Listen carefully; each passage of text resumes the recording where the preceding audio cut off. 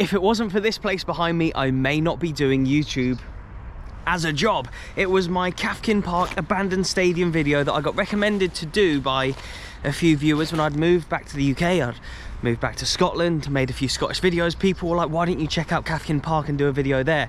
And it was from the Hamilton Park video taking off that I earned enough money from my channel to be able to do it as my job. And I am by no means bragging whatsoever. It was still way less than minimum wage. It takes a very long time to build up your channel, but it was enough that I could just about scrape by and make videos consistently on this channel. So I have a lot to thank Hamilton Park for, and the people who commented that day. I have a lot to thank you guys for as well, so a massive thank you for all the support as per usual. Before we get into this one, please do hit that like button and subscribe if you aren't already. Once I uploaded the Hamilton Park video, the original one, and it took off and people were viewing it and enjoying it, I thought, why don't I make this a bit of a series? Why don't I try and visit abandoned stadiums? I'll do a bit of research to see if there is one when I'm away, where I'm away, and since then I've gone on to make abandoned stadium videos all around Scotland, England. There's an Irish one, Northern Irish one, as well as a Portuguese one as well as a few others that I've researched that I haven't been able to get to yet, but I hope to very, very soon. And there is a newly abandoned stadium just a few miles away from here in Glasgow. This stadium here was once home to the champions of Scotland. And the abandoned stadium that is just a few miles away from here in Glasgow used to be home to a team that has won the Scottish Cup numerous times, to a team that has been in the top tier of Scottish football for many, many years, and currently faces tough times as they ground share with different clubs. They recently got kicked out of their more modern stadium, but it is their old stadium that they hadn't even played in since 1985, which now officially lays abandoned. And it is almost kind of down to COVID that it is now fully abandoned. Anyway, let's get down there and check it out. Right, so that is me parked up. We're about to head out and actually meet a subscriber, and we're going to go have a look around. If it wasn't for Ross and his tweet last week, I think it was earlier this week, I wouldn't have known you could actually get inside. So, yes, Shawfield Stadium, home to Clyde Football Club for 88 years between 1898 and 1986. A little bit of background on the stadium itself. It was originally a football ground and, like I say, was home to Clyde. But in 1932, the stadium hosted the Scottish Greyhound Derby. The Glasgow Tigers Speedway team were also based there for a while. The Scottish Monarchs also raced there. Other sports, including boxing and athletics, were also held at Shawfield. In 2020, March of 2020, just after the pandemic sort of kicked into action, that put a stop to the greyhound racing that was traditionally there for a longer time. We'll get into why greyhound racing was there a lot later than the football was, but in the next 2 years after COVID, the greyhound trainers moved their dogs to other venues that had not become derelict, basically. In October 2022, stadium owner Billy King sadly died, and this pretty much ended the likelihood of the stadium ever reopening. You guys, though, are here for the football chat, and I actually did make a video about Clyde, named it the Homeless Football Club because of the nature of their history. They were at Shawfield for the majority of their history, but before that they played at Barrowfield and the banks of the River Clyde. That was when they were formed in 1877, hence the name Clyde FC. Barrowfield, though, became too small, so they moved across the river to a new stadium, Shawfield. A 52,000 person record was achieved when they played Rangers in 1908. Financial pressure meant that they had to sell the stadium in 1935 to the Greyhound Racing Association, and they wanted to develop the stadium in 1986, and they gave Clyde the order to move on. They've had numerous ground shares down the years with teams such as Partick Thistle and Hamilton. In 1994, they moved into Broadwood Stadium, where we have been many, many times, but that is well outside of Glasgow, where the team originally were formed and probably should always have played. In 2010, Clyde announced plans to try and leave Broadwood, with Rutherglen and East Kilbride as potential suiting locations. Nothing ever came of them, though. They did stay at Broadwood. That was until 2022, when after 28 years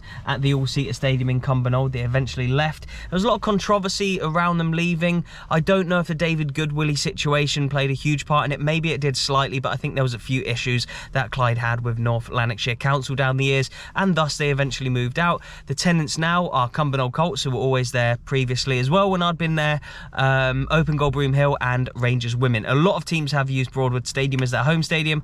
It's a fairly good stadium for facilities, and they've got an Astro pitch, so a lot of teams can use it.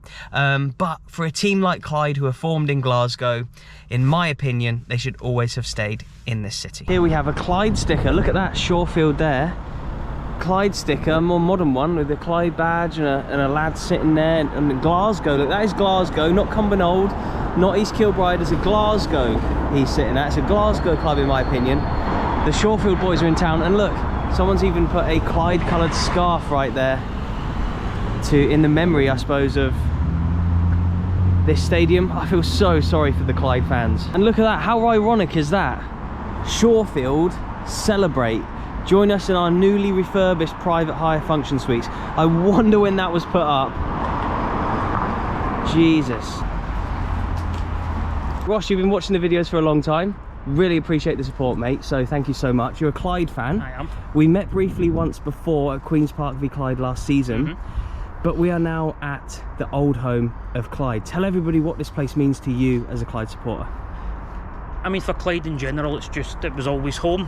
I was unfortunately a wee bit too young to ever go to a game here, but you know, for Clyde supporters, it's always been home. Clyde are famously the Gypsy Army. They've played in at Firhill, they've played at Hamilton twice, and they've been in Cumbernauld for a while. But yeah, Clyde were historically, and in the eyes of many, are still an East End of Glasgow club. And as we were just walking around trying to look for a way in there, which hopefully we can get a little bit further in a second, we were talking off camera about like teams like Stenhousemuir who own their own stadium and have an Astro pitch, so that gives them a chance to make money off their stadium. But Clyde have never sort of had that luxury, have they? No, Clyde sold this to the Greyhounds in 1930s, and they were lodgers here since, and since then it's been lodgers of either Partick Thistle, Hamilton Accies or North Lanarkshire Council, and so they've never had the chance to really expand, even with 3 Scottish Cups, several league championships, beating Celtic at Cumbernauld, nearly getting into the SPL. They've never really had the chance to do it. So that's held them back quite a lot. Absolutely. So is this like the main stand this side then, or?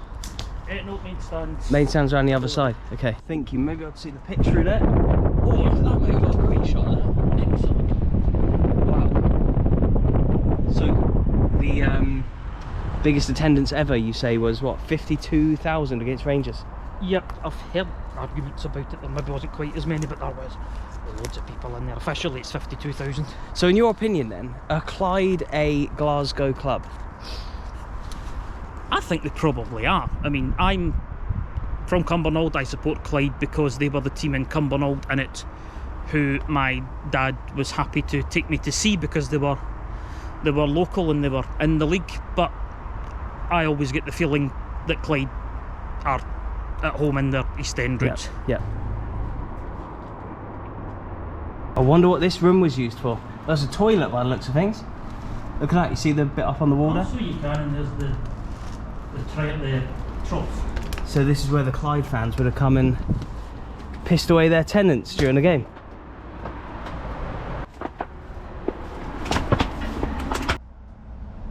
It's actually sad that this has been able to get like this, because either it should have been knocked down years ago and used for housing or a shop or something, but they should have kept a little sign saying that Clyde once played here. But, or they should have just redeveloped it into another stadium. But look at it now. This is crazy. Jesus. Oh. Lucky I'm small. Mate, we have just walked the perimeter, but you came in the other day, but you reckon where you came in has now been blocked off, right? Someone just found it, yep. So, if you can send me the pictures that you took, I'll include them in the video and tell the people about them. So somehow this old door remains here, and you've just noticed that on it, on the top there, are the words, or the letters AYR, Air. So you reckon that's from Ayr United fans? I would imagine so. So that's at least 37 years old that that's living. Jesus. At least, yeah. Could even be older than that, I suppose. Like a ladder up to the top of the top of the floodlight there. That'd be some vlog, but I ain't going up there. So mate, just tell me about the future of the Football Club of Clyde. Are you worried about them, and how do you feel playing at Hamilton Accies Stadium now? I'd be lying if I said I wasn't worried, because there's so many ambitious clubs coming through. Your Darvilles, your Trinents, your Auchinlecks, your Clydebanks. But if they can get the Crown Point deal sorted, which they are, I believe, favourites to get, they're just waiting the decision for that, they can hopefully restart in the East End, which is what they're trying to do. And they so can just explain what the Crown Point deal is as well, just for everyone watching. The Crown Point deal is a bid that Clyde have put into Glasgow City Council, and it's to redevelop some of the public football pitches just over there near Celtic Park. Yep.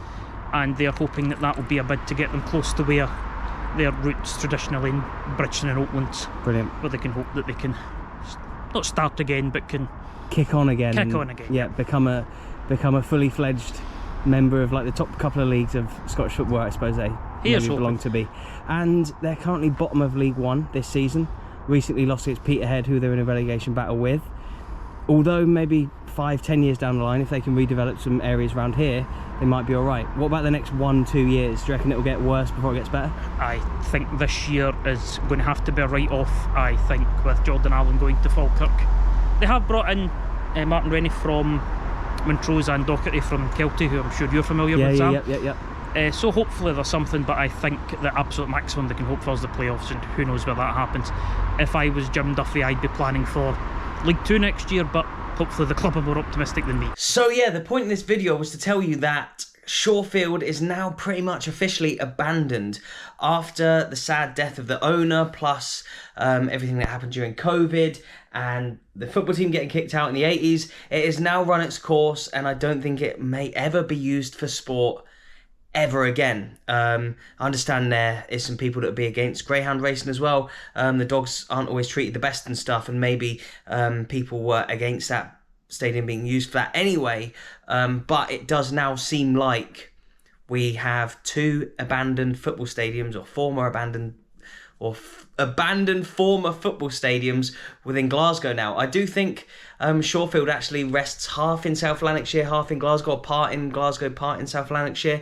But Clyde, a team that were formed in Glasgow, and a massive thank you to Ross for showing me around. I did say that I would put his pictures on screen, so he took some great shots the other day. The part that we were trying to get into was blocked off, sadly, but I think we did get a good look anyway around the sort of perimeter of the ground. I managed to poke the GoPro in one or two places too. Really, really interesting to see these places. I absolutely love to explore them. And Ross, really nice guy, Clyde fan, as you know, so he's been watching the videos for a long time, and I really, really appreciate all the support of people like Ross who've been watching for ages, and all the Scottish people out there who say really kind things about me promoting the game in Scotland. I'm just there to investigate the stories that already exist. It isn't, I don't think, anything particular I do. It's often about people like Ross, about the fans at the games, about the incredible stadiums and the amazing history that Scottish football throws up.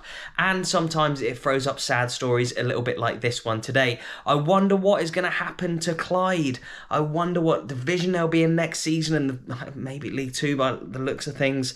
Obviously things could turn around, but I wonder how they'll get on in League 2. I wonder what the future is for them, and I wonder what the future is for their old stadium, the location of Shawfield as well. Will it become like an Aldi? There's a lot of like Halfords and Tops tiles around there. Will it just become like a shop for like tradespeople maybe? Will it become housing? I really, really don't know. It's a stone's throw from Celtic Park as well. So yeah, Ross seemed fairly optimistic about Clyde potentially moving back to Glasgow towards the end of the video there, but yeah, really fun to look around yet another abandoned stadium. Please do remember to leave a like on this video if you have enjoyed it. Please do subscribe if you're new as well for more unique football stories from all around the world. Thank you so much for watching, and goodbye.